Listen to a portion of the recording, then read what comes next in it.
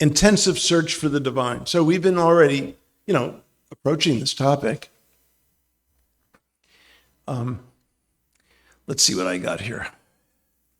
The Līla's lesson on pride. That's why I started with my head. Okay. So, as we've been talking about, as Swamiji's also been speaking about, these Līlas are here for their own sake to perpetuate increasing Rāsa and exchange and we speak a lot sometimes about perfection of human life and perfection of Kṛṣṇa bhakti, but actually it's imperfect, not in the sense of flawed, but in the grammatical sense. It's something that started in the past and goes on forever in the present. Must you? Okay. Yes. Just heavy. Okay. Who wants to take pictures? So I need to send proof to my wife. Can someone take some pictures? No, you don't understand. She doesn't. And, take some pictures around. Walk around it.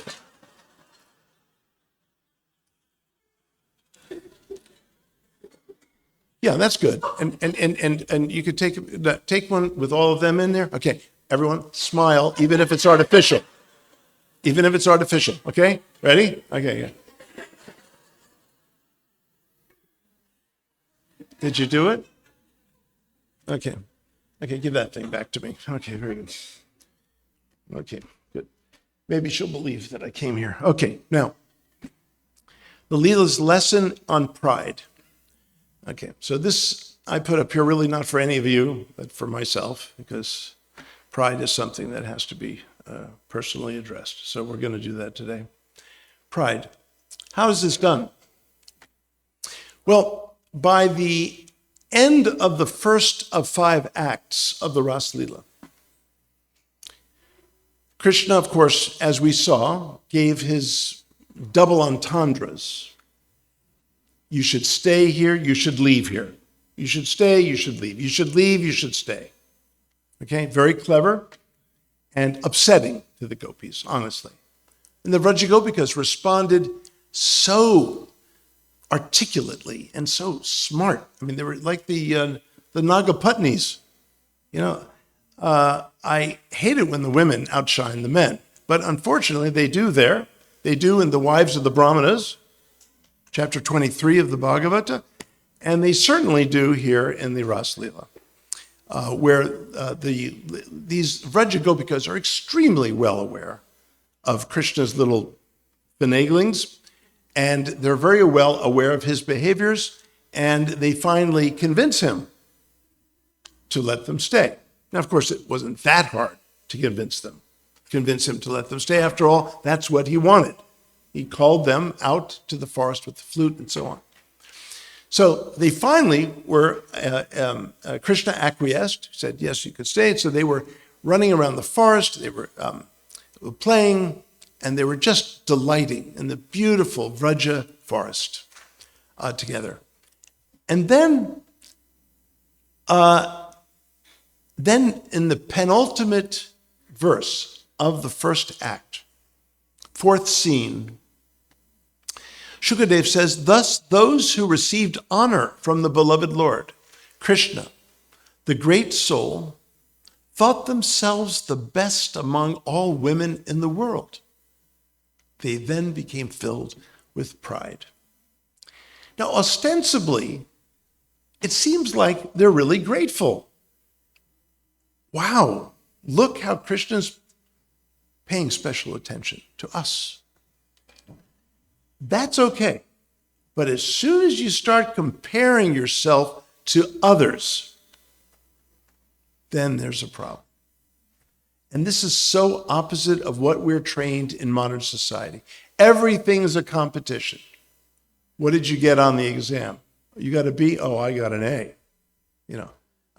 Who won the Olympics? Who got the gold? Who got the silver? Who got the... What's left? Bronze. That's what I thought. Okay, that's fine. I don't know a lot about sports. Okay, anyway, everything's competition. It's just, compare who did the 100-yard dash faster than such and such.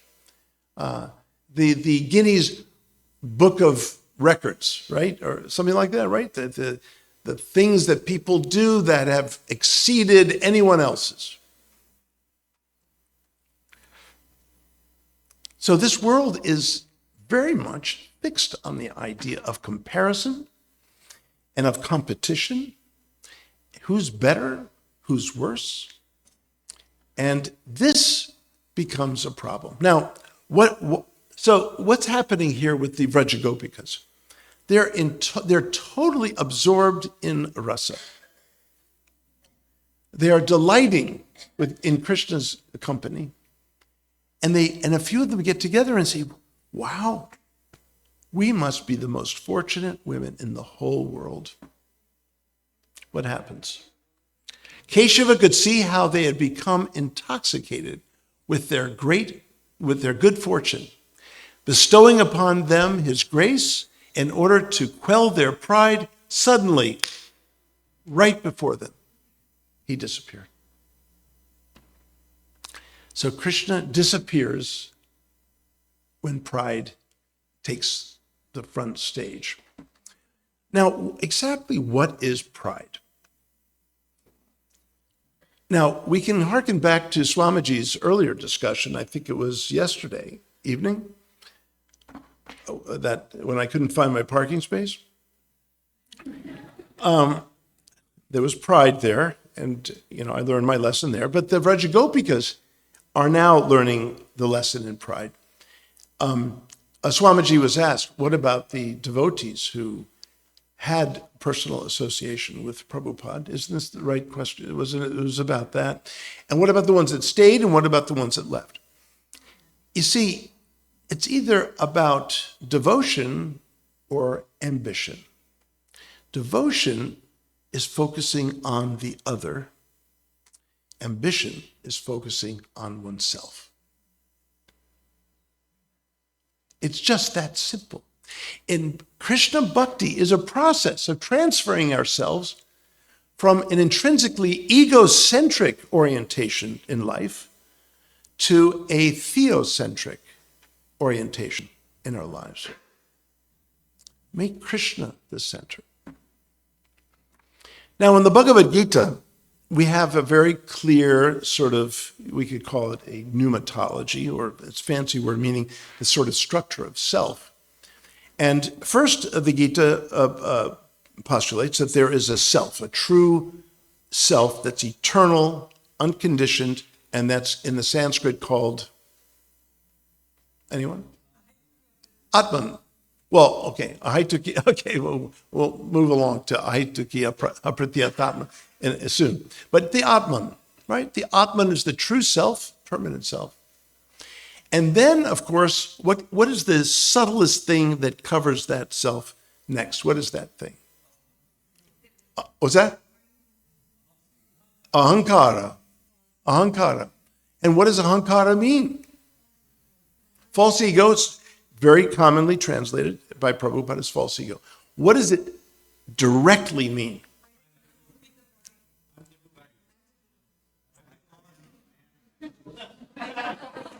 Okay, I have to leave right now. It means aham is the first person singular pronoun. I am. And kara means to make. To make me my I. Okay? I'm in front of all you, but I don't care about you. I just care about the I. So I'm busy making the I. It's about me. Basically, more connotatively, self-centered. I'm making myself the center. Ahankara. So the antidote to ahankara is a word I made up in Sanskrit, but it's the antidote. It's anyakara, to be centered upon another, to serve another. or paramanyakara, to serve the Supreme Mother.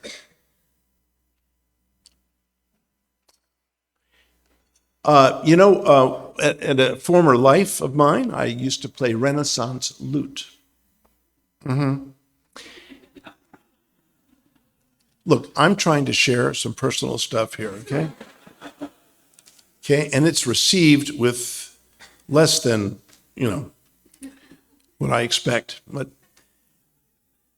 I did performances, And at one time, and this was at Johns Hopkins where I was in school, and I didn't expect such a large audience. It was Christmas time, and I was asked to play along with other people. There were a series of us to play, and I had 5 pieces to get up there and play.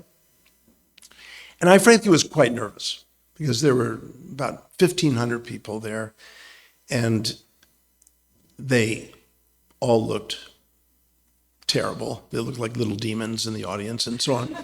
And how was I going to get up there and play for them and so on? So I got up there and I played the first piece, went beautifully.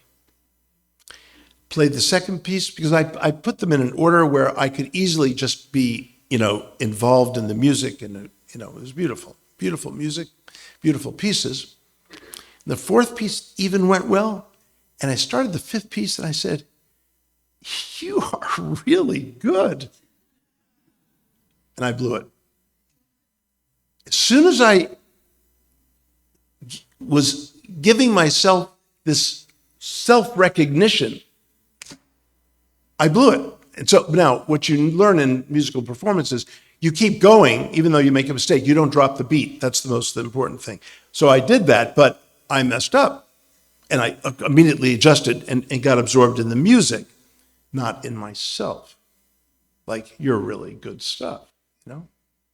That's what happens. You're playing tennis. I don't play tennis, but I can imagine. Playing tennis, you hit the ball, and the other person hits the ball, and the other person. As soon as someone says, "This is going really well, I'm doing a really good," they'll drop the ball. Self-consciousness is the issue. It's the problem. Self-recognition. You're falling out of the zone. They use that term, I think, in sports, the zone.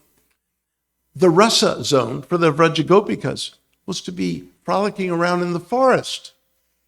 And as soon as they started saying, "We're really good," Kṛṣṇa disappeared.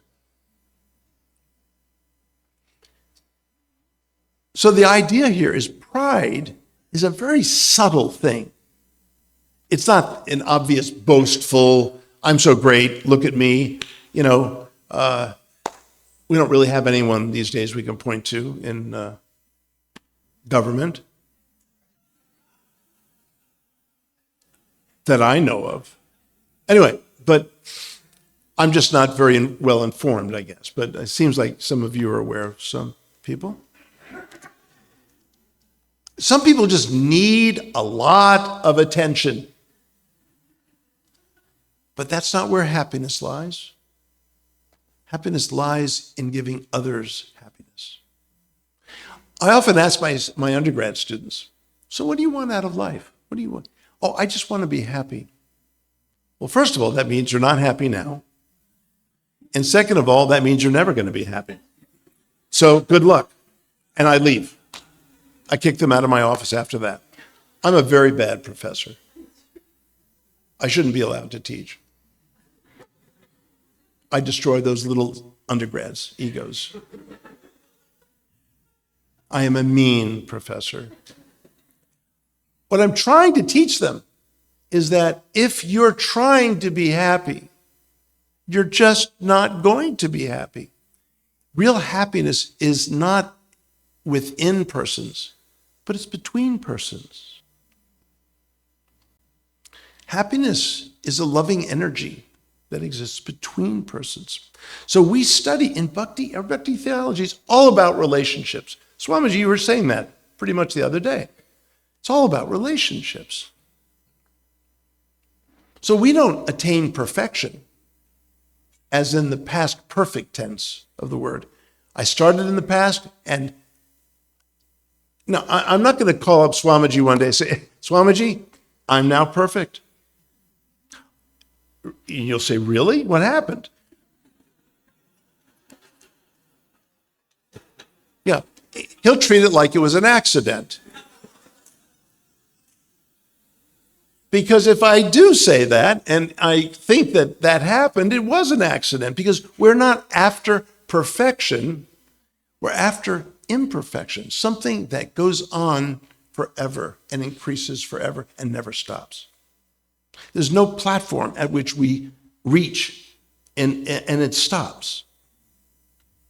That's not the nature of divine love. Divine love keeps going and expanding and never stops. But we can remove ourselves so easily out of the zone of Krishna Bhakti if we get too absorbed in ourselves. Even now, okay, let's take Arjuna. Everyone likes to pick on Arjuna. And a devotee here reminded me of how I present the Bhagavad Gita in comparison to other sacred texts of the world. I did this at the Smithsonian. I've been giving dozens of lectures at the Smithsonian Institution, invited lectures. And one time they had me several times they had me do a lecture on Bhagavad Gita. Two of those times were book signings, where they actually had me do signing my book, my translation. But one of the things I do is I get right on and say, the Bhagavad Gita is the third most read sacred text in the world, and it is very different than the Hebrew Bible, the New Testament, and the Quran.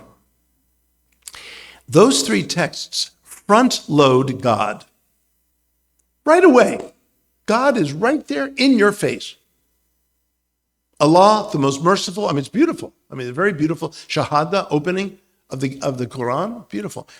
In the beginning, was God, and he created the heavens and the earth and said that let there be light, there was light. Beautiful. And these sound like scriptures. We're very much accustomed to that. The four Gospels, they open up with, John's Gospel is very Gnostic, mystical language. In the beginning was the Word was with God, the Word is God, and so on. You don't really know what he's talking about, but whatever, it sounds good. But it's front-loading God, it's presenting Jesus Christ. The Quran presents Allah. And the Bhagavad Gita begins, on the field of Dharma, on the field of Kuru, assembled together, desiring to fight were my armies and those of my brother. How do they act, O Sanjaya? And you're wondering, is this a scripture? Not you, but many Westerners. They first open it up and they say, what? I don't see how this is a scripture. And then you read a little longer, give it a little chance. You're reading along and there's a battlefield. And the armies are lining up. What? Is this a scripture? Yes, it is. It doesn't front load God. It front loads the human condition. And that's far more universal than any vision of God. That's the beauty of the Bhagavad Gita. It's powerful because it front loads the human condition. Even in the first 6 words of the first verse, it wastes no time in conveying what this human condition is. On the field of our true inner nature, permanent inner nature, on the field of our outer conditioned nature, these two things come together in conflict. That's everyone's problem. That's everyone's problem. And this is why the Gita has been translated over and over in English over 300 times. But not one of those Gitas made devotees except for Prabhupada's. So it takes a bhakta's vision for other bhaktas to be enthused and take up the practice of the Gita. So there, look at Arjuna. Arjuna was there dumping the contents of his broken heart to Kṛṣṇa. Kṛṣṇa hardly said 5 words to Arjuna in the first chapter.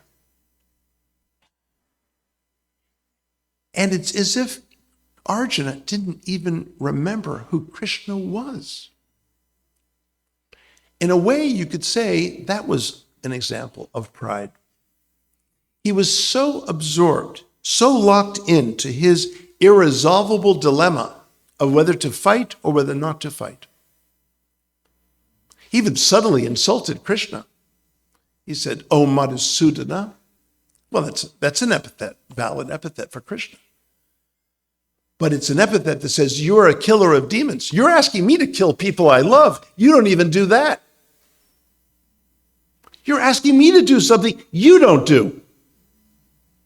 Whew. Wow. He was upset. So Arjuna is there, so filled with his own problems, he just dropped his boat, sat down in his chariot. It's the last verse. It's as if Kṛṣṇa weren't even there. Hey, does that sound like me? Mm-hmm. Yeah. We can forget that Kṛṣṇa is right there with us. So, in a sense, you could say that Arjuna, in his own way, exhibited pride, the isolation of pride. As soon as the Vrajagopikas got together and said, we are the most fortunate women in the whole world, they've separated themselves from all other women. Why? Why? Why do we do that? We're so busy being individuals. That's our problem. We're being individuals. Well, I came up with a neologism, another one, but this one in English. We're not as soon as we become in our individuals, our individuality, we're isolated and we're alone. We are individuals connected to the undivided whole. Each of us are individuals, but as soon as we become individuals, as we love to be in the West, we're isolated, we're disconnected, we're alienated, we're unhappy. We're all loving individuals. And when one individual gets to know another individual, one learns that much more about the whole. It's just a beautiful philosophy we have, just beautiful. So the Vrajagopikas are learning about pride. And Kṛṣṇa disappears.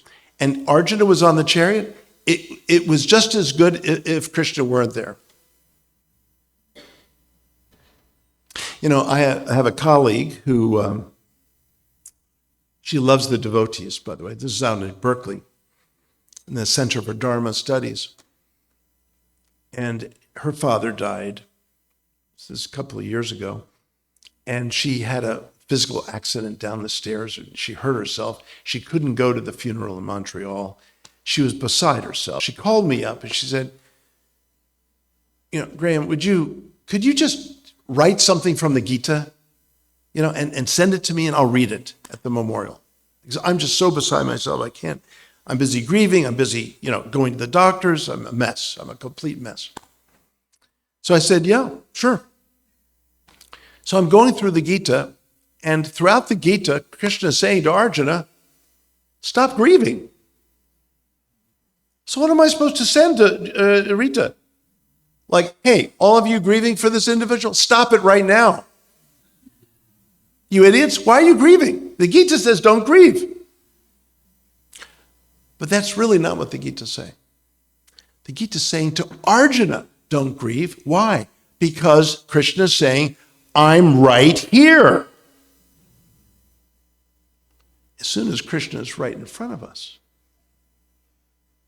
we're not going to grieve for anything. But Arjuna forgot that Kṛṣṇa is right in front of us. So therefore, everyone at the funeral should grieve. So I told everyone, if you don't have Kṛṣṇa with you right now, you should grieve like hell. I didn't put it quite that way.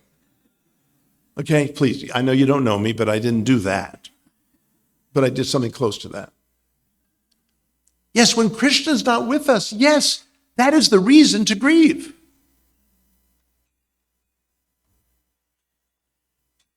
Kṛṣṇa was no longer with the gopis. And what did they do?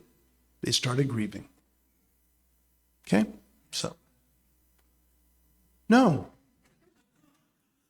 Swamiji, of course. I mean, you're senior to me, so I'm not going to, what am I going to do? Say no? I know I said it, but I didn't really. I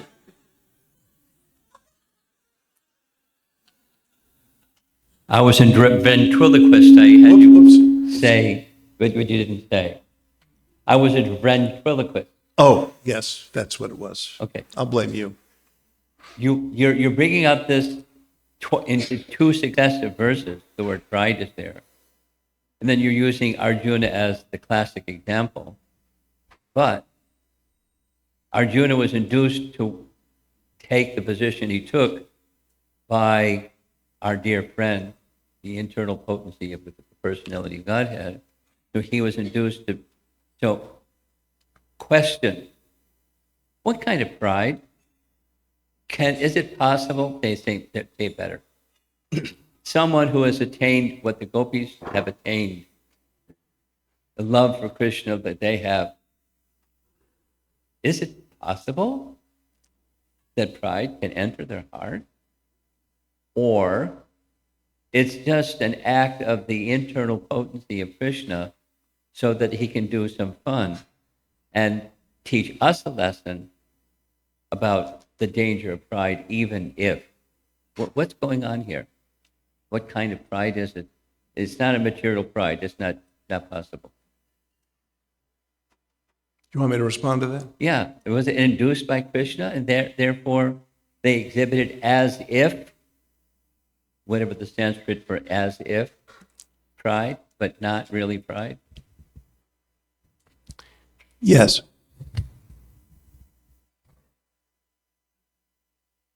All of the above. Okay. No, you articulated it beautifully, Swamiji. I mean, Līlā serves itself. It's self-nourishing, and it keeps going. It's like a recharge battery, but that even charges more, But it's also there to teach us. So it's part of that Līlā, that play, and it's the lessons of Līlā are invaluable. I mean, look how this is such an important teaching. It's so important. And it teaches us about the nature of ahankara, which is that subtle level that you break through that, you've got everything.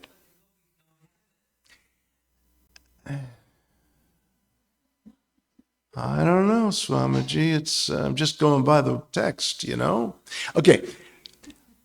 But the Vraja Gopikas have it only to give Kṛṣṇa pleasure.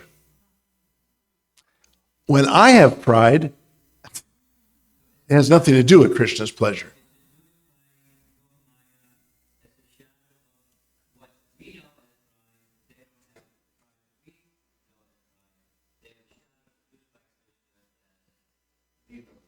Thank you. He said it, so I didn't have to say it.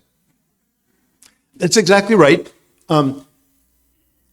Krishnadas Kaviraj Goswami spends a lot of time explaining that the passion of the gopis seems like they're very desirous and they very much like amorous lovers of this world, but it's all there to please Kṛṣṇa.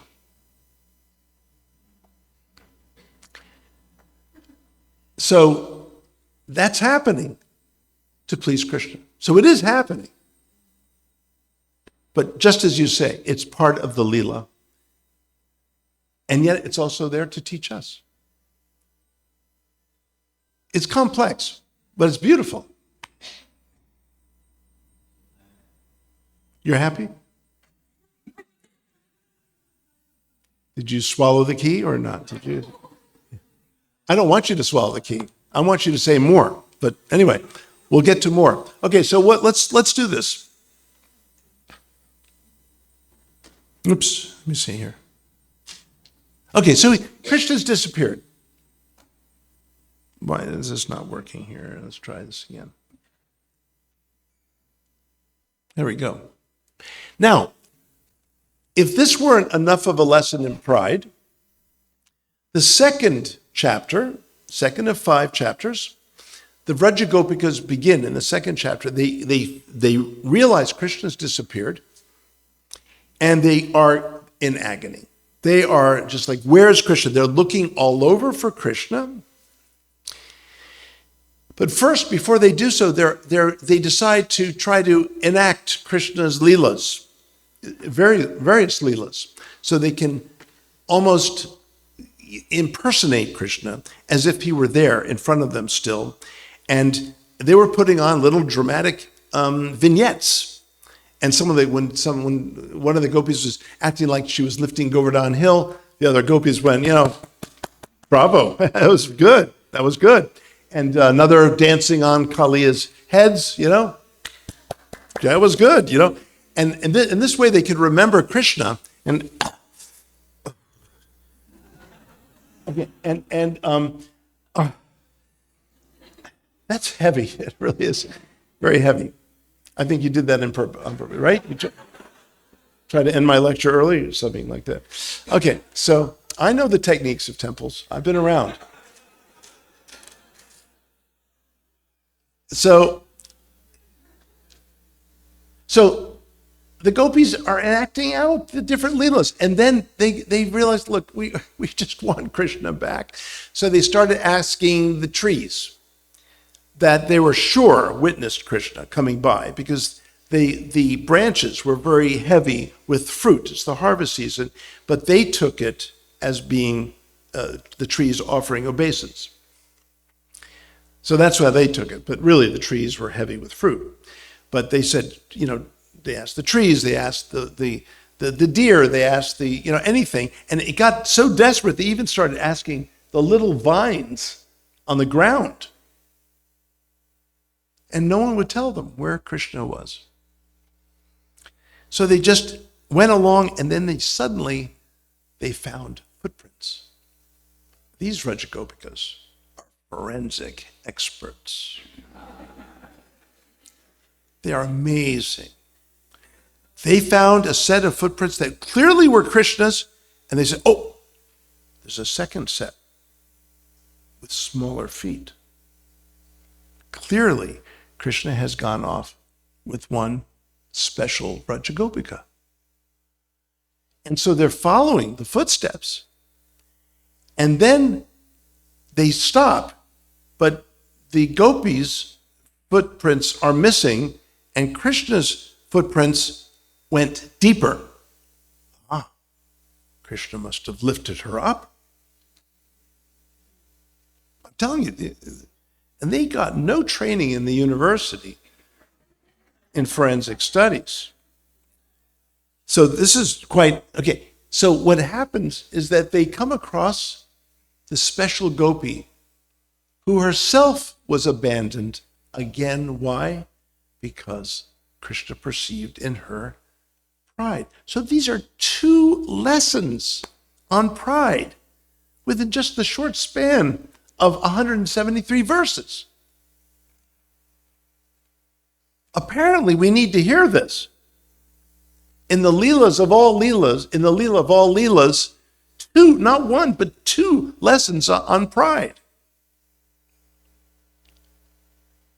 So, while Prabhupada is warning us not to read this unless we're ready, well, my gosh, I'm ready for these lessons of pride. My gosh, it's talking to me. So it's really valuable. So here, they found her, and the narrator says she believed herself to be the best among all women, and she considered abandoning the other gopis. Struck by passionate love, he adores me as his only beloved. There's the competition again. Yep, there's the competition. Comparison. Why do we do that with each other? Why do I have to say your hair is darker than mine? Because I wish mine were darker, I guess. The reason I have gray hair is because every time someone mispronounces a Sanskrit word, boom, a gray hair pops out. This was not natural. I used to have like your hair. Swamiji knew me when I had all black hair. Yeah, exactly. Then reaching a certain place in the forest, she became proud and said to Keshava, I am unable to walk any further. Please take me wherever you desire. Thus addressed by his beloved, he replied, please climb on my shoulder. Then Kṛṣṇa suddenly disappeared, and the young woman was devastated. Now, never in the Bhagavata, what to speak of also the Rāsa Panchadhyayī, are any of the Vrajagopikas named. But in my book, when I read the commentaries, 25, 30 years ago, the acharyas actually apply names to some of the gopis as they're speaking. They speak together as a group, but they also speak one to the group. And sometimes they're identifiable by the acharyas. This Vrajagopika with whom Kṛṣṇa ran off is, unanimously understood as Radha.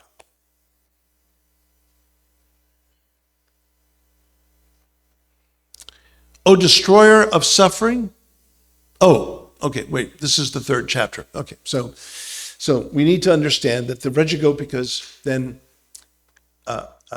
brought Radha, or this special gopi, back into the fold, and all of them continued to look for Kṛṣṇa.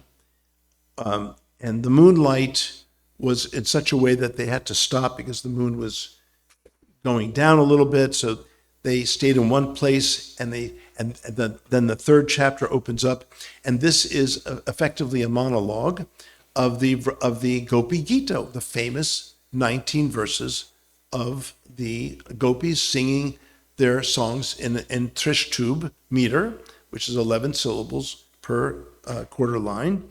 And it's one of the very famous passages in all of Sanskrit literature. So this is one of those verses. O destroyer of suffering for the residents of Vraja, O hero of all women whose smile crushes the pride of your devotees. I guess I put this here because all we have to do is look at Kṛṣṇa's smile. Then it will crush our pride. I mean, who could have more pride than Kṛṣṇa? So his smile crushes pride. And that's why I put this particular verse here. O friend, please accept us as your maidservants. Show us the beauty of your lotus-like face. So to gaze upon the form of Kṛṣṇa is absolutely the medicine, the antidote, the panacea for pride. It's what heals us from pride.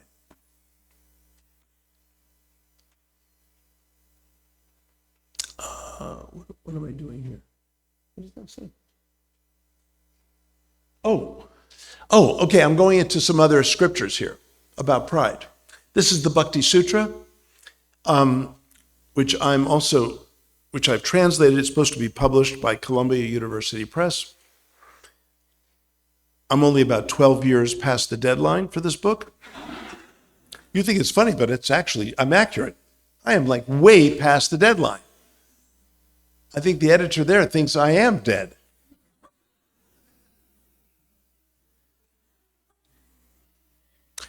But no, because I just recently produced the Bhagavad Gita Concordance. Has any of you seen that? Do you know about this? A few of you, yeah. Do you know what a concordance is? A reference work? Most people don't.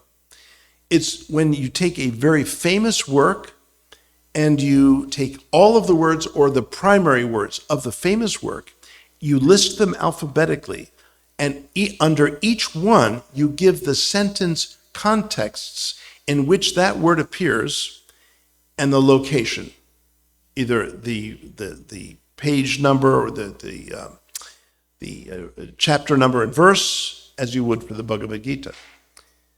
So the Quran has 6 concordance works. The Bible has at least 12. I've stopped counting. The Beatles, you know who they are? I don't know if you know. Beatles, the music group, their lyrics have a concordance. There's the Harvard Shakespeare Concordance, and there's another group that produces a concordance for Shakespeare. And yet the Bhagavad Gita has not one concordance reference work until moi. Now there's pride. Did you see that? I'll do it again. Until moi. Could you see it dripping with pride? But here is where we can claim our own works and give it the deserved attention that's needed. So Prabhupada's Bhagavad Gita is given special attention in this concordance, but I also put 3 other persons who are scholars, because it's a scholarly press. So I show another scholar, and of course, moi, my translation. Did you see the pride again? Okay, good. So, but for the first time in the history of the Gita, a concordance has been made. I don't know why it's never been done. I started this 45 years ago when I first came to Cambridge, Massachusetts, when computers were as big as this room. And that's what I first started working on.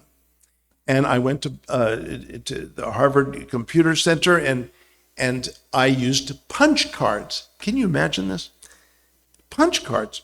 You had trays of punch cards that you put into the computer.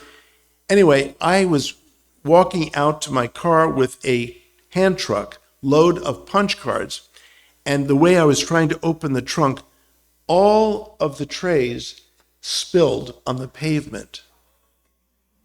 I said, I'm not going to do this. I am not going to do this. Then I went to India on a Smithsonian-funded research grant in 1982. I come back in 1983. Everyone is using a computer. I said, what happened? What did I miss? Am I in a parallel universe? Wait a minute. I went to India. There was no such thing as a computer on the desk. I come back. Everyone has a computer on the desk. It was a shocker. But then I learned that, we might be able to do something with this. And gradually I engaged the computer at different stages of the concordance. And it was just last year, it's a 2024 copyright. I had a student, devotional student, to help me finish it up. And it's the first concordance ever to exist for the Bhagavad Gita. So it's, yes, I will. More. That's enough. That's it. Please stop. Thank you. But isn't that amazing? The Gita never received that kind of attention. It's unbelievable. There were devotees and even scholars saying to me, you better hurry up and finish this concordance before someone else does it. 44 years later, I'm the one who finished it before anyone finished it. And so, it's just amazing to me that it just, wasn't done. So, why am I getting into this?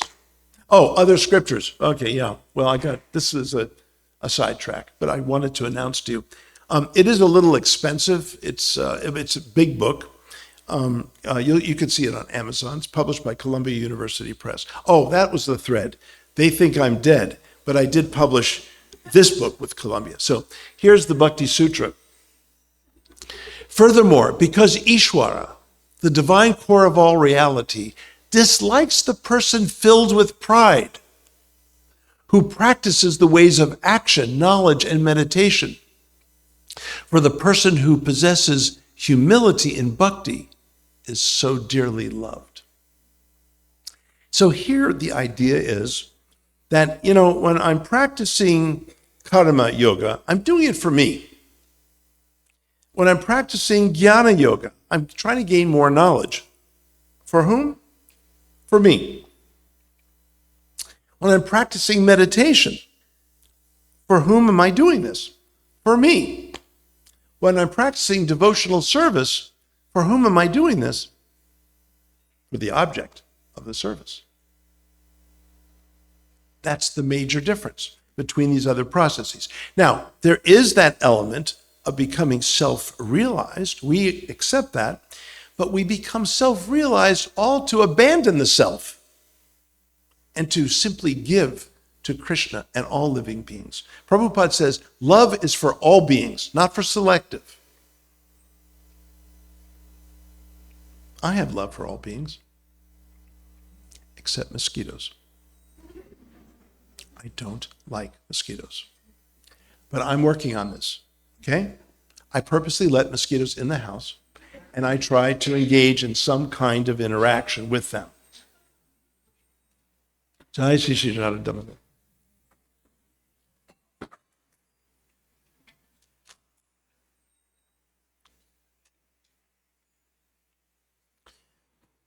So I haven't completed my perfection of loving all beings, but I'm working on it. But the idea is serving all beings. This is the idea. And here is the Yoga Sutra. This is really a beautiful text in the Yoga Sutra. This is also 3 years late. I'm going to finish it this summer and have it done in a year and a half. It'll be published by Yale University Press.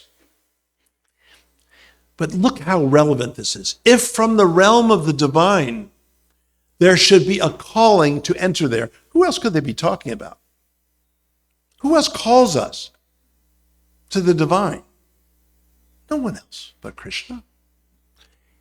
Then when coming together with divinity, there should be an absence of pride, because it would be a contrary, undesirable impediment for achieving a greater closeness with the divine. Look at this. It's right in the Yoga Sutra.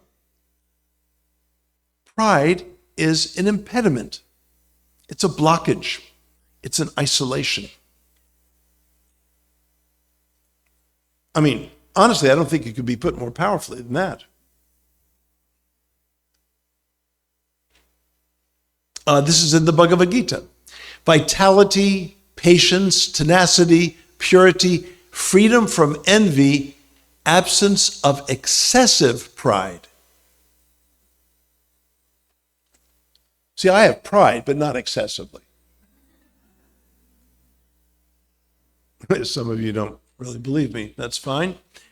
These become the attributes for those of divine birth, O Bharata. Okay? So, again, and now the word for pride, now there are different words for pride in these different sacred references, but they all essentially mean pride. And this kind of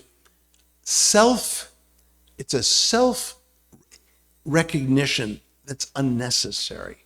It's unnecessary. And that takes you away from a true interaction with others, a loving interaction with others. So that's the idea behind whatever word is used for the word in English that we would use to translate it as pride. So here's that Vrajagopika. I caught her looking at the footsteps. Do you see these footsteps?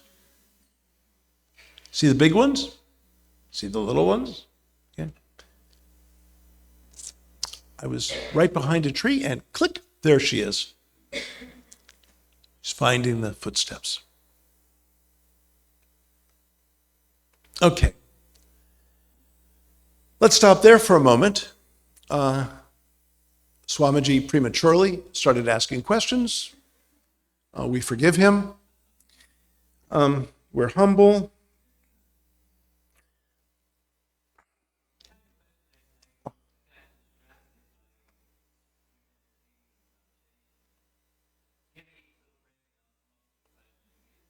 Oh, don't worry. You don't have to. It's all right. No, seriously, that'll be fine. No, we're opening up here. So, yeah. Anyone else have wave? Oh, you have to go wait. Oh, This is going to take 3-4 hours to get back there. Okay, then it's worth the wait. Good. So, Prabhu, I wanted to go back to the reference you said where the gopis felt like they had special attention from Krishna. Yeah. And so, as aspiring devotees, we have, in our practice of bhakti, we have had experiences where, for example, we didn't necessarily imagine that we would be taking up to the process of bhakti. I can say for myself that I didn't, somehow or the other, I came into contact with this wonderful process for which I feel deeply grateful for. And I feel that, in that sense, I am a lot more fortunate than many others who... Here comes the pride. Did you hear it coming? Oh, but continue. This is good. I like this. It's good. You feel so much more fortunate than the souls that don't have Krishna Bhakti. Correct.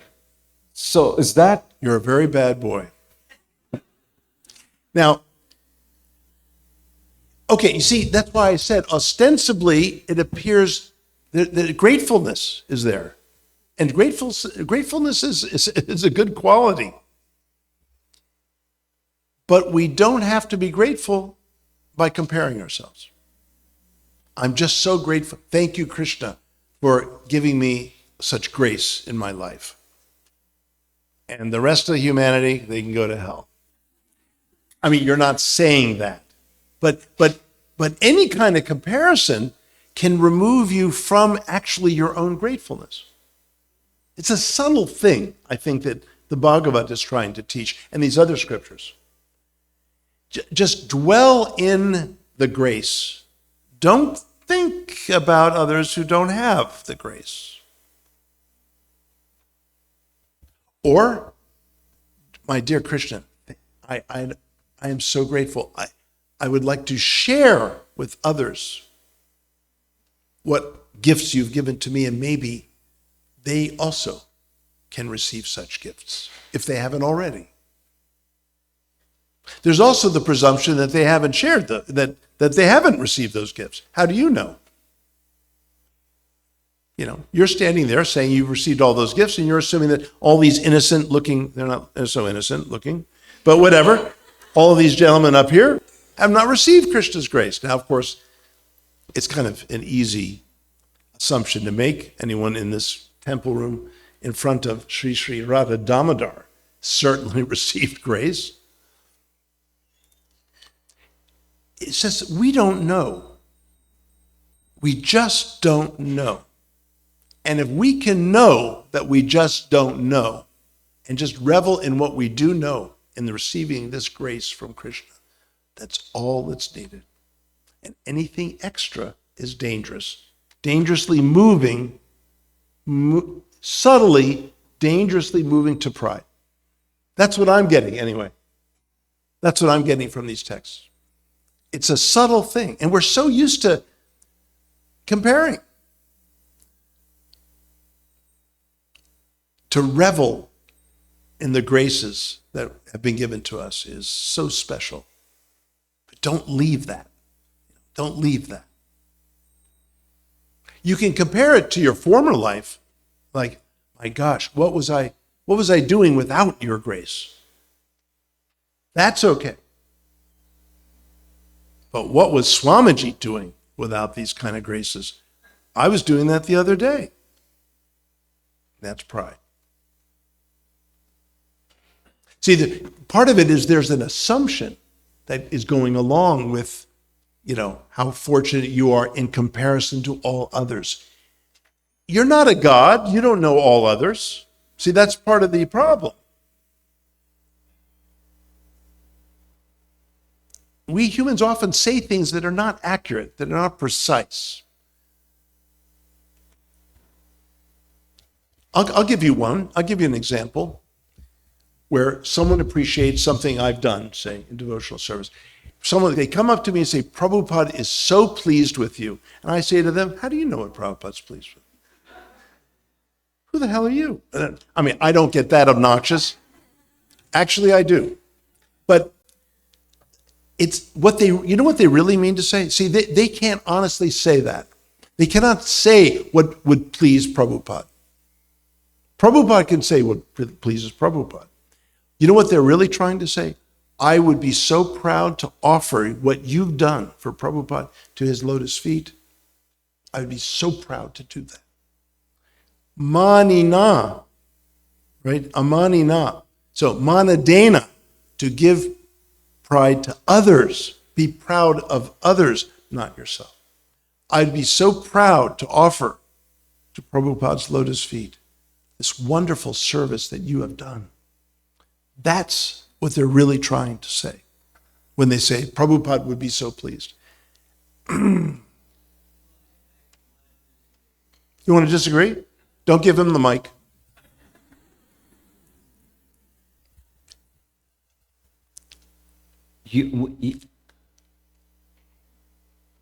Speaking about your good self, your holy self, you. This is going very well so far. Now Kṛṣṇa disappeared. As soon as he heard that, see? One of the instructions, Yeah. I heard you say that Prabhupada wanted you to do, you volunteered to do, and he said yes. So this concordance thing is fulfilling that instruction. Yes. So one could say, you pleased Prabhupada very much. Well, I could say that I fulfilled that instruction. But the instruction that you're fulfilling of the instruction was for the purpose of fulfilling Prabhupada's instruction, which was pleasing him. So you have pleased him very much. No? Let's take a vote. No, this is not a democratic process. Again,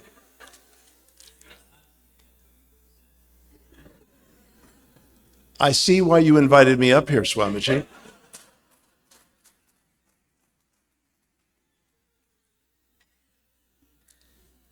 I will know next time whether to accept an invitation from Swamiji. No, but taking it seriously, I mean, again, it's the hope of every disciple of Prabhupada to please him. I mean, this has been our life for 55 years or so. So, but unless okay, one way we can know that we've pleased Prabhupada is if I inform you of my concordance and you love it. You say, oh my gosh, I'm going to study from this every day. And devotees have told me this. That way I know I've pleased Prabhupada. Because when you please Prabhupada's devotees, then I can know that you've pleased Prabhupada.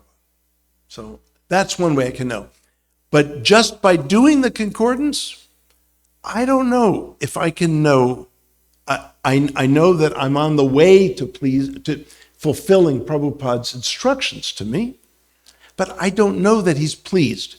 I know he's pleased when you're pleased. What's the groan about? No, don't give.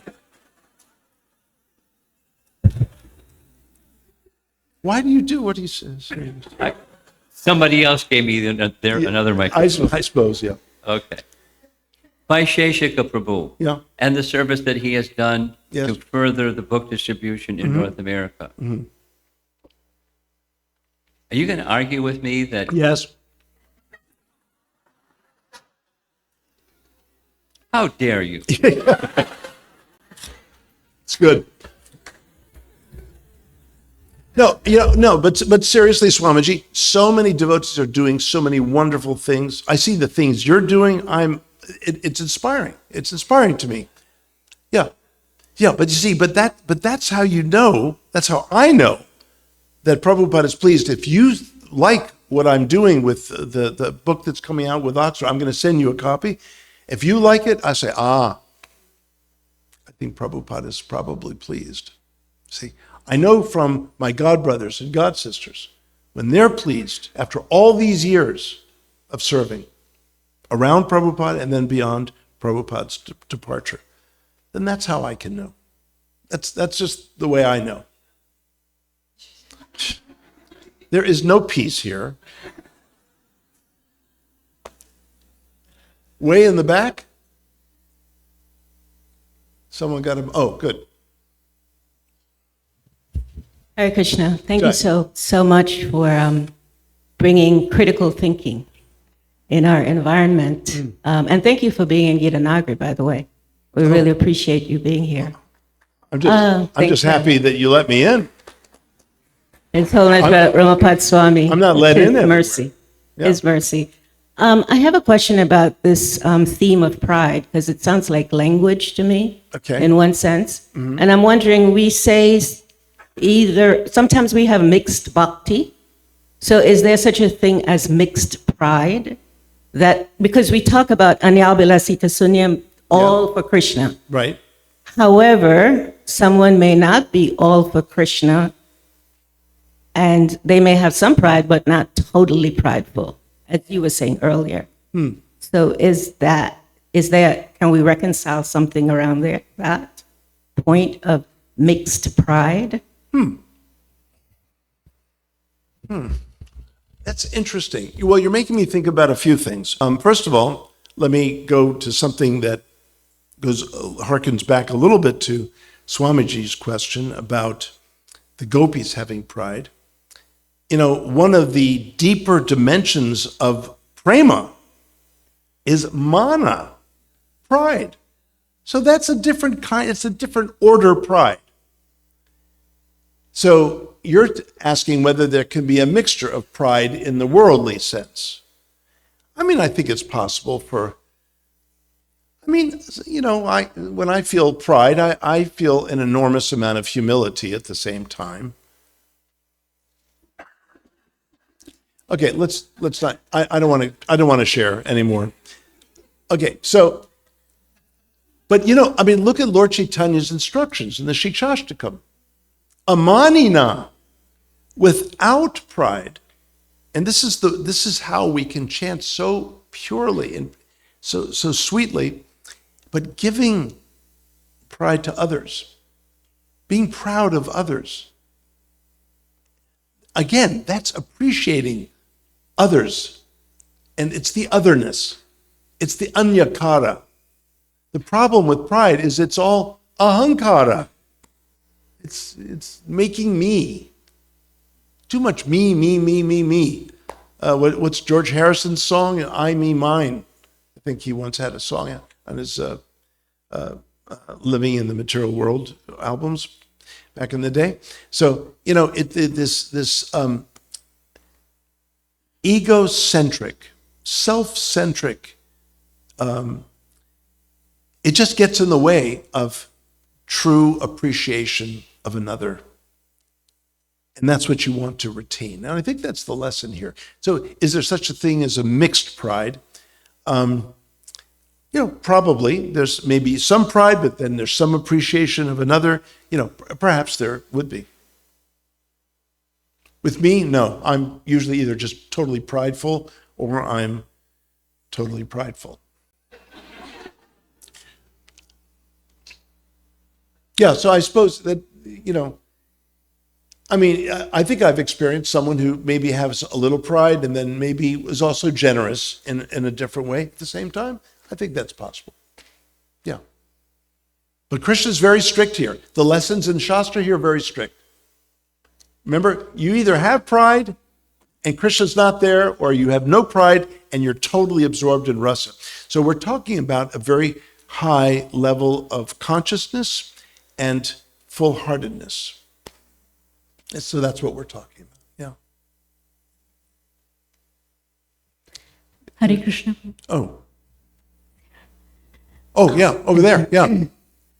So I'm curious, Prabhu, like after some of the pastimes of Krishna leaves Vrindavan. So how would you comment on the unfolding of this love when Krishna is not present in Vrindavan? Well, Krishna is never absent from Vrindavan. That's the first thing you have to understand, right? He's always there. He leaves, but he never leaves. See, Yogamaya, now let's get back to Yogamaya.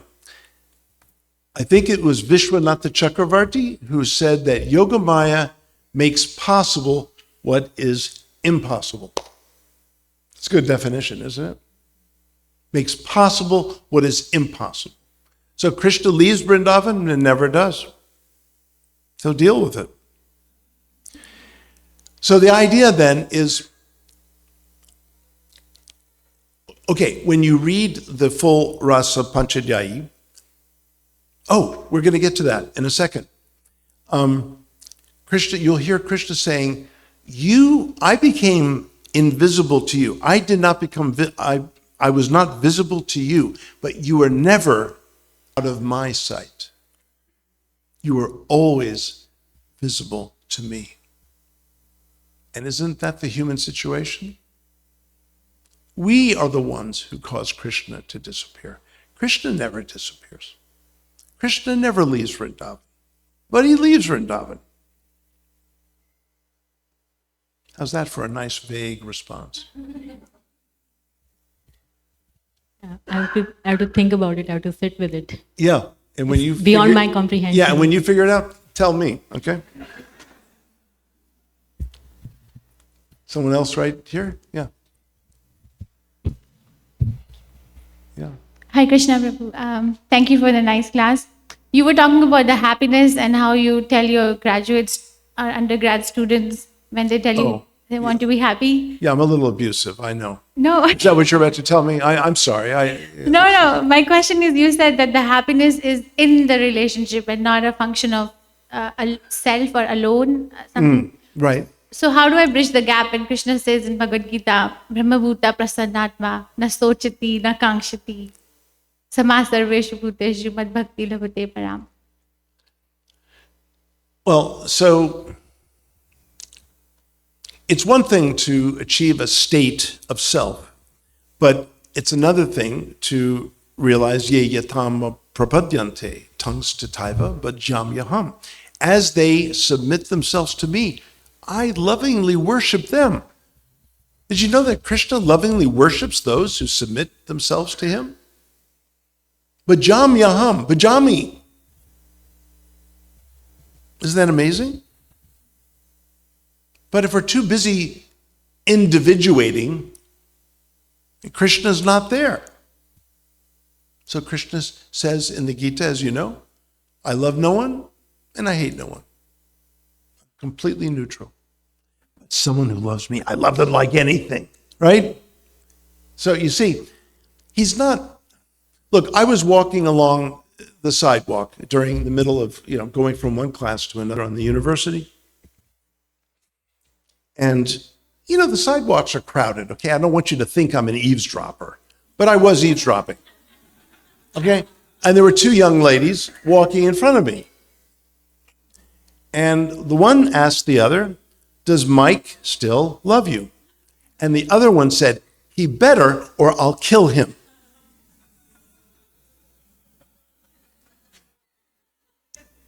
Do you understand how that startled me? I just heard a murder threat.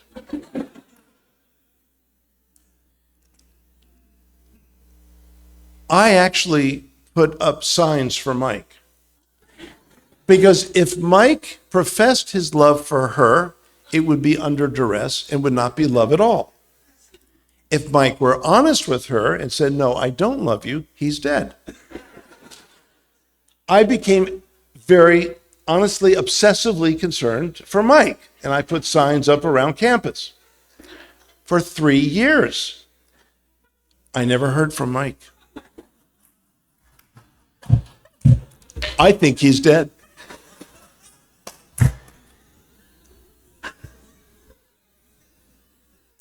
I don't know why all of you are laughing. This is a very sad story for me. Prabhupada said, you cannot force love. You cannot force love. I was, this one time I was desperate for a haircut, so I found some place in a mall who would give me a haircut. So I got there, and apparently I was a little early, so I went across, I hate the smell of those places, so I went across the hall to a jewelry store. I was just looking around the jewels because they're pure objects, they're wonderful to look at, nice, pure diamonds and so on. So a lady by the name of Deborah who works there, she had a name tag, Deborah. She said, are we looking for something for the wife today? I said, no, I'm just waiting for a haircut across the hall. She said, okay. She said, and what do you do, sir? I said, I'm a professor at the local university here. And she said, oh, in what area? I said, philosophy and religion. She said, oh, have you written any books? And I said, as a matter of fact, I just came out with one. It was published by Princeton. And I told her just a tiny bit about it. And she said, oh, very interesting. Well, I bet no one's going to get to heaven reading your book now, are they? I said, excuse me? I'm sorry? She said, Professor, do you know what it means to suffer? I said, I think I am right now.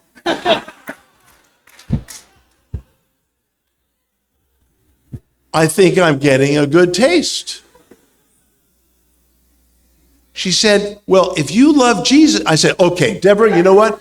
You stop. I know where you're going. And let me give you my response. I would rather go to hell than go to a heaven where a God felt he had to force me to love him. Then the Korean lady said, Agram, your haircut. I said, Deborah, gotta go. Hey, it's been great talking with you. So I'm going across the hall, and she said, Professor. I said, yes. I don't feel forced to love Jesus. I said, good, Deborah, but it's not beneath you to try to force others now, is it? Anyway, don't mess with Garuda. Don't mess with me. Prabhupada says you cannot force love. You can't say to someone, love Jesus or you're going to go to hell. Oh, so, okay, now there's an impetus to love? No, just to save yourself. It has nothing to do with love. Prabhupada gave us the pure teachings of love, what love is, how to cultivate it. And as I quoted Prabhupada at the start, Krishna consciousness is not a religion. It's a process of purifying the heart. So simple and so profound. I could write a book on that one statement. I mean, seriously, just the one statement.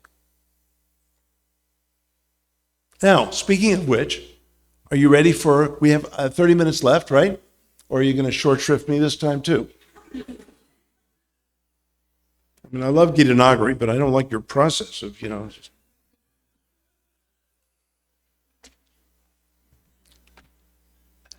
The Līla's teaching on love. How about that?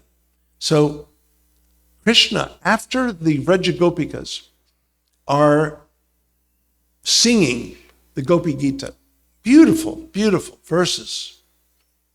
And by the way, if you want to hear how the Vrajagopikas could only be speaking about Prabhupada, because no one matches the description, read verse 9. And I purposely did not put it in here because it's too emotional for me. So, the Līla's teaching on love comes when Kṛṣṇa suddenly reappears in the 4th chapter. He shows up. And he's described as Shauri. Now, we have a god brother by the name of Hari Sari. No. Hari is never sorry. The pronunciation of that name is very sorry. It's Hari Shauri. No one pronounces his name that way. It drives me crazy, Swamiji. Hari Sari? And he doesn't wear a sari either.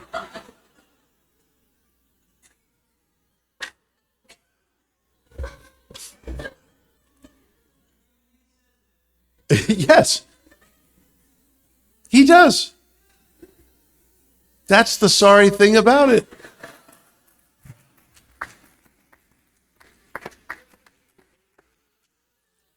That's where the gray hairs come.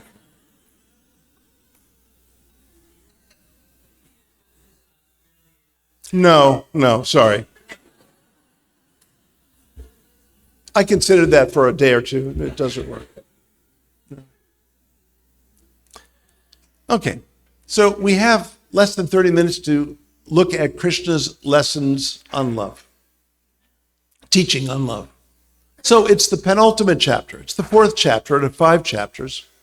Krishna shows up and he's looking absolutely splendorous and beautiful. By the way, the gopis are all sitting around him. And the Bhagavad describes, and I don't put all the translation of the verses up here, but the gopis are, giving different reactions. Some are like, giving a little bit of an angry, expression. Others are like totally, overjoyed. One gopi closes her eyes. In the Gopi Gita, in the chapter prior to this chapter, 4th chapter, the Vrajagopikas wonder how Brahma was so stupid to create eyelids. Okay, take a blink. That 1 nanosecond of a blink is too much for the gopis when they're gazing at Krishna. What a stupid, Brahma could have done without eyelids. You know that. Actually, eyelids, I find them handy. I can shut you guys out instantly. There we go. You don't exist. Okay, but I open, there you are. So in the 3rd chapter, the gopis are complaining about Brahma's arrangement, and in the 4th chapter, there's a gopi closing her eyes when she's right in front of Krishna. Why do you think she did that? Anyone? Any ideas just off the top of your head? First of all, what's that? Bashful? These gopis are not bashful. I don't know of one bashful gopi. But anyway, it's a good try. First of all the gopis are there taking Krishna in. She wanted him all to herself. So she went into meditation. She took Krishna within the aperture of her eyes. Had Krishna all by herself. So you can read about that. So the gopis' reactions are various. And then finally, they come around to asking Krishna this. The gopis spoke. Some love only those who love in return. Some, however, love those who may not return their love. Some do not love in either of these ways. Please explain this clearly to us, oh dear one. The beloved Lord spoke. Friends who love each other, yet ultimately strive for their own self-interest, do not find endearment, nor fulfill dharma. Indeed, such friends have no purpose other than self-interest, and Garuda tells them to just go away. I added to the verse. No one likes someone as a friend who starts using another person. No one likes to be used. But in friendship, we love to give. So this description of love, or our relationship with love, this is one relationship to love, is a love that is selfishly pursued. Now, in Sanskrit language, it's interesting that there are 2 kinds of verbs. One that is atmanepada and one that's parasmaipada. And atmanepada is a verb tense. It could be in any tense, present, past tense, future. But Sanskrit's the only language that does this. Atmanepada has a certain inflection that says that I may be doing this, but it's for my own self-benefit. Isn't that interesting? A whole conjugational system that distinguishes actions that are meant for me and actions that are meant for another. Parasmaipada, parasma, for another. Parasmaipada. So bhakti is intrinsically parasmaipada. And atmanepada is intrinsically, well, selfish.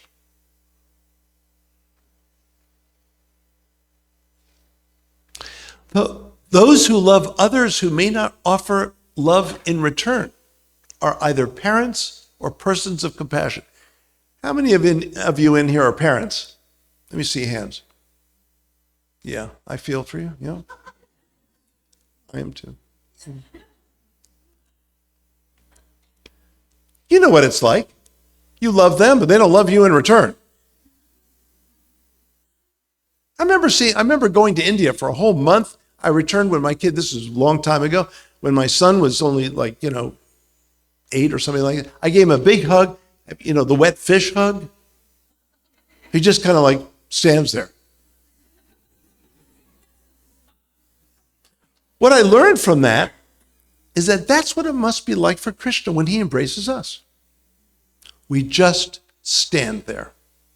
He's already embracing us with the Brahman, with the Paramatman, without and within, and all around us is the Virata Rupa, and we just stand there.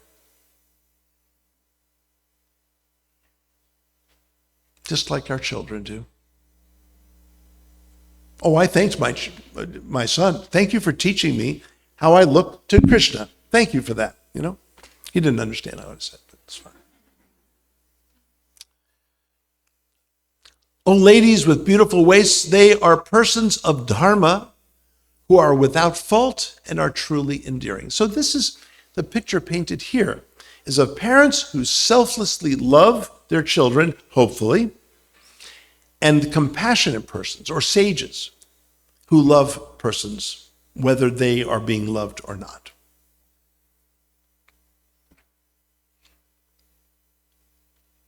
Some do not love even those who offer their love, let alone those who are not loving toward them. Such persons may be satisfied by the self. So this may be some, Ashtanga yogi who's just totally indifferent to everything, detached from everything, doesn't care about anything, and just kind of is. And fulfilled in all desires, or may be ungrateful, even hateful toward the venerable. So the Acharyas talk about different kinds of people that Kṛṣṇa could be talking about. Of course, there are people that are hateful toward love itself. Some of those pop songs, I'll never love again, I'm so miserable, whatever. They got burnt out from love. Love just doesn't work. It's all so sad, whatever. As you can see, I'm a talented songwriter. In any case, so there is this selfish relationship to love. There's this selfless relationship to love. And then there's this kind of neutral or abhorrent relationship with love. And so Kṛṣṇa's outlining these for the gopis because they asked about it. But then Kṛṣṇa gets kind of emotional, and you can see the length of the verse is much more elaborate now. When verses get longer in Sanskrit, there's more emotion typically invested in the verse. Not always, but a lot. Excuse me. Dear ladies, for my sake alone, you have abandoned the world, the Vedas, and even your relatives out of love for me. It was out of love for you that I became invisible, though you were never removed from my sight. Therefore, you should not be discontented with me. Oh, yeah, right. Oh, dearest ones, I am your beloved. And then finally, this famous verse, I am unable to reciprocate your faultless love for me, your own purity, and all that you have sacrificed for me, even over the lifetime of a great divinity. Severing strong ties to your homes so difficult to overcome. You have lovingly worshiped me. And here's the real clincher here. May your reward be your own purity. The reward is in the love itself. It's not whether someone accepts it, doesn't accept it, rejects it, embraces it. It has nothing to do with that. It's a question of what flows from your heart. That's the reward. The reward is a heart that can even have the energy of affection flowing from the heart. Anyone know the word for heart in Sanskrit? Hrid. Is there another one? Very similar? Okay, yeah, chitta, okay. But actually there are 20 words. Okay. But close to the word hrid, there's hridaya. Right. And how are they both translated? Heart and heart, right? Guess what I discovered in translating the Yoga Sutra? Hrid, well, heart in English is definitely a cognate from Sanskrit, right? You can hear it. Hrid, heart. Phonetically, you don't have to make much of a stretch. Hridaya. Why hridaya? I finally asked that. Why hrid and why hridaya? Why sometimes hrid? Why sometimes hridaya? Because there's a difference. Hridaya, aya, as in the word pratyaya, means ebb and flow. Prati, reverse, means ebb, and aya means flow. The flow of the heart's energy. Hridaya. Sometimes we say the sun is coming in the room. Well, if the sun actually came into the room, we would be, I don't know, we wouldn't be. But we say like that. So the heart's energy is the same as the heart, but really it has implications in various contexts. And so this is my recent discovery. Everyone takes it for granted. They just translate it as heart, hridaya, heart, hrid, heart, hridaya, heart, hrid, heart, so on. But when seen in this different light, it's really quite amazing. The energy of the heart flowing. And this is the example of Mahaprabhu Gauranga. The flow of his heart's energy to Radha and Kṛṣṇa is all about his life. And that is his teaching as the Bhaktavatar. He keeps seeing Kṛṣṇa and he runs toward them and then they disappear and he falls flat. You know, we are here to run toward Kṛṣṇa. We're here to run toward their love, the love that is shared between Radha and Kṛṣṇa. This is the model of Mahaprabhu. So beautiful. Of course, he's Mahabhava embodied, the embodiment of Mahabhava. So no one will be like him in his example, but it's the teaching, again, it's the teaching. From that Līlā, it's the teaching of how all of us can begin to run toward Radha and Kṛṣṇa more and more. That's why we're all here. We've all started running toward Kṛṣṇa. We've all started hearing Krishna's flute in one form or another. We may not have recognized it fully as his flute, but that's what's happening to us. It's a magnificent process. May your reward be your own purity, and that's what is at the essence of bhakti. Essence of bhakti is that we learn how to get rid of the blockages of the heart, the things that condition the heart, to remove those, and to be able to allow the heart and its energy to flow freely toward all living beings and toward the divine. And when the heart, and I'm doing a whole study on the heart from the Upanishads and the Bhagavata, and by the way, there are 10 words for heart in the Bhagavata. And by the way, Swamiji, you rightly said chitta, which specifically applies to the Yoga Sutra, the famous Yoga Chitta Vritti Nirodha, right? So I'm the only person who's producing a Yoga Sutra that translates it as heart. Everyone says mind or thought. Someone came up with the phrase mind stuff. That's if you have a teddy bear, I think. I don't know what mind stuff is, but heart. There are 80 instances of the word chitta in the Bhagavata. 40 of them, you would have to translate it as heart. Really, when you read the context, you couldn't translate it any other way. The other 40, mind, thought, is possible there. That's fine. But in the Yoga Sutra, when it's understood, when chitta is understood as heart, it changes everything. And you realize that Patanjali is actually writing a bhakti text, but no one knows it.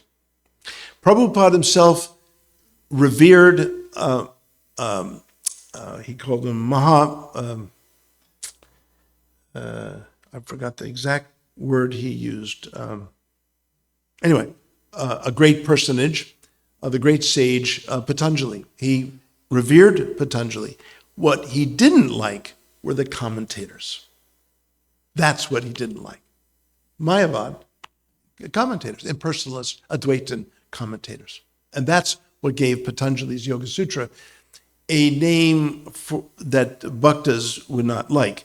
By the time medieval yoga, a medieval period came along, 15th, 16th century, yoga became kind of a bad word. But in the Gita, yoga is a great word. It appears in nominal and verbal forms 150 or so times. See, that's where concordance is helpful. Concordance will tell you exactly how many times and where. So yoga was a very good word back in the day. But by the time the Chaitanya Charitamrita comes, it's like yoga is nasty because practitioners spoiled it. Yoga was no longer really a kind of almost euphemism for rasa. Union means the coming together of two. You can't speak of union if there's not two. So, but the Mayavadis completely deconstruct that, and we won't get into that right now. But the idea is that yoga is a pure word for us. And so I go into yoga centers sort of allowing them to appreciate that again. And the Yoga Sutra is going to come alive. I've tested it and they've against these teacher trainees that I work with. And once they read my translations, they begin to love the Yoga Sutra. Otherwise, they don't really understand what it's saying. And that's a shame, since it's part of their curriculum. So here, finally, just to wind up, and I think this is that's for tomorrow, okay? We've got little stuff for tomorrow. Tomorrow, ladies and gentlemen, they're only giving me an hour and a half. I'm very sad to say. Don't blame me. Okay, whatever. Okay. Swamiji will always tell you it's the organizers. It's the organizers. I've heard him say this many times to me, okay? So, hour and a half tomorrow morning. But I think this lesson on love that goes on in the 4th chapter is really so again, very overtly instructive. Very overt. He's instructing the gopis, he's instructing us on what love is about. The final chapter tomorrow, we will all join the dance. And I will tell you exactly how to do that.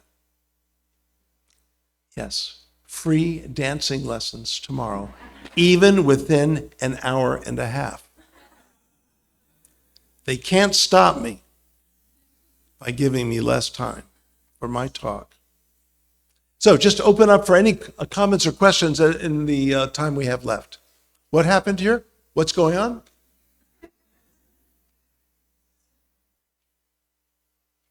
Isn't that a little bright? Yeah. Yeah, it's good. Good. Yeah, yeah. Keep it down. Yeah, yeah. They don't want to see me any more than they're seeing me. Yeah. Any comments or questions about the nature of? Oh, yeah. The nature of love. I wanted to go back to pride, if that's okay. Yeah, sure. Go ahead. So I really, really appreciate the perspective on the subtleties in the Sanskrit, like Rid and Hridaya that you just described. Right. And recently we were studying 16th chapter of the Gita with some devotees. And is there value, you mentioned it, there's subtle differences between the Sanskrit terms that denote pride. And in the fourth verse in the 16th chapter, and then following that as well, following verses, there's different words that are used for pride by Krishna. And is there value in trying to understand what those subtleties are? Like the difference between damba, which is translated as pride, or abhimana, considered conceit, and so forth. Yeah, yeah. There are. I mean, if one knows how to work the Sanskrit language, yes. But I would say don't try to do that if you don't know Sanskrit. Sanskrit is a language that many people have this impression that Sanskrit is this extremely precise and, very, denotatively narrow language. It's just the opposite. But that doesn't make it imprecise. It's a context-driven language. I compare Sanskrit words to English words in this way. Have any of you seen a Western violin? It's up here on the shoulder, right? 4 strings. It's got a funny shape, and there's a bow, okay? And it sounds like this. Whatever, okay? It's not that accurate, but it sounds something like that, okay? That's fine. 4 strings, bow, period. English words are like that, but in comparison, Sanskrit words are like an Indian violin. Do you know what a sarangi is? Most of you? Some of you? Yeah? Some of you, how many don't know what a sarangi is? Okay, leave. I can't talk with you. Okay, I'll describe what a sarangi is. Sarangi is an instrument that's not on the shoulder, but it's held in the lap. It has 3 primary strings, and it has a bow. And by the way, it is absolutely beautiful instrument, absolutely exquisite.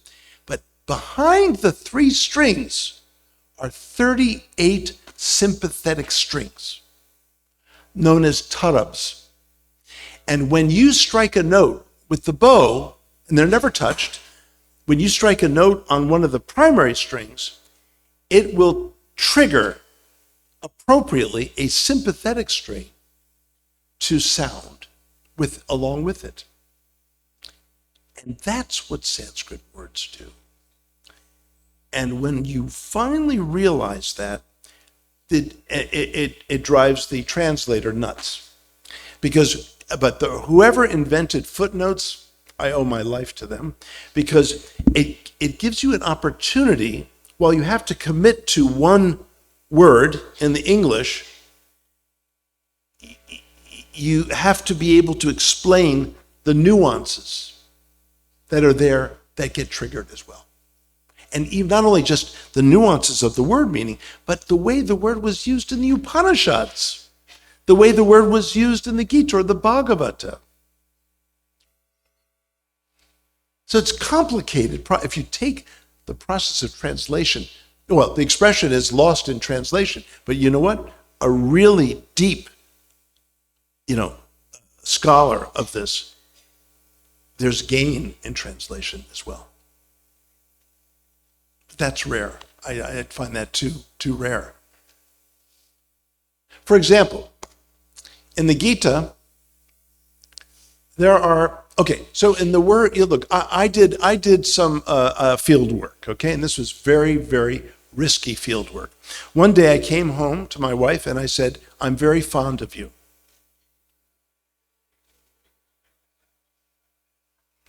She just walked away. She didn't know what to say. It's like, what? Why? Okay. The next day, I came home and I said, I have a lot of affection for you. She said, what is wrong with you? I said, what do you mean, what is wrong with me? I just said I have a lot of affection for you. She says, you are not yourself. Okay. And the next day I came home and I said, you are very dear to me. Are you seeing someone else?